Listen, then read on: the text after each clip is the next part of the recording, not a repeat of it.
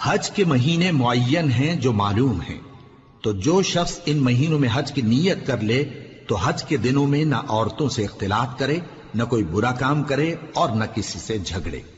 और जो नेक काम तुम करोगे वो अल्लाह को मालूम हो जाएगा। और ज़ादे राह यानी रस्ते का खर्च साथ ले जाओ, क्योंकि बेहतरीन ज़ादे राह परहेजगारी है।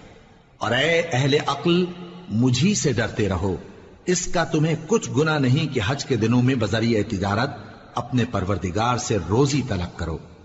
और जब अराफात से वापस होने लगो तो मशरे हराम यानी मुज़दलिफा में अल्लाह का जिक्र करो, और उस तरह जिक्र करो जिस तरह उसने तुमको सिखाया।